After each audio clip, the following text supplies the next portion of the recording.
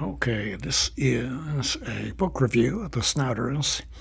Harald Stumpke is the fictional author. It's actually Gerolf Steiner is the guy who wrote this in 1961. It is a definitive work, and I don't know if I should give away the ending. That is accurate. But anyway, the idea here is that this is like the butterfly floor of the Galapagos Islands sort of book, or the trees of X, Y, and Z. So the idea here, and this has been translated from the German, that there's a group of shrews that made it to this group of islands, and there's the islands, and they diversified into a variety of species, orders, classes, and so forth. But anyway, species, he does some embryology. It's basically a work of biogeography, and there's the tree of diversification. A number of species came about, and there's the species, the Snouters. And there's some taxonomy.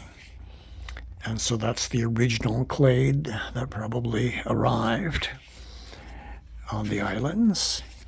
And then they diversified into a variety of creatures, and with their nose being their major appendage that differentiates the species. And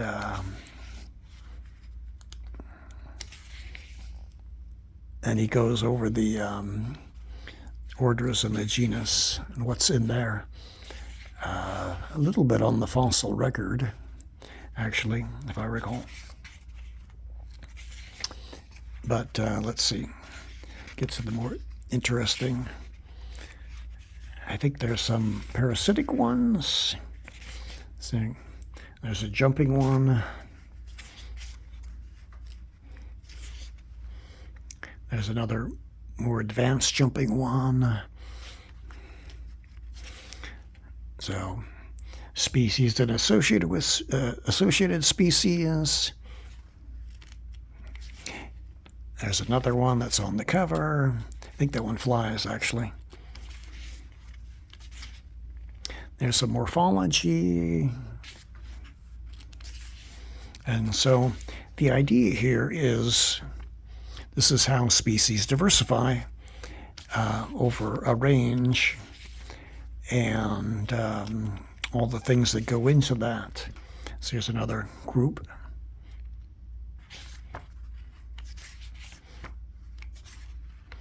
There's some intersex combat going on. But anyways, it's not a terribly large book. I don't think it's 100 pages. There's some predatory ones going on. And so the idea, and some mimics. So the idea here, often enough, well, the reason it's considered a definitive work, as described here, is that the island was nuked, and so all the species are gone. So this is it. This is the only record of the species, group of species ever to exist.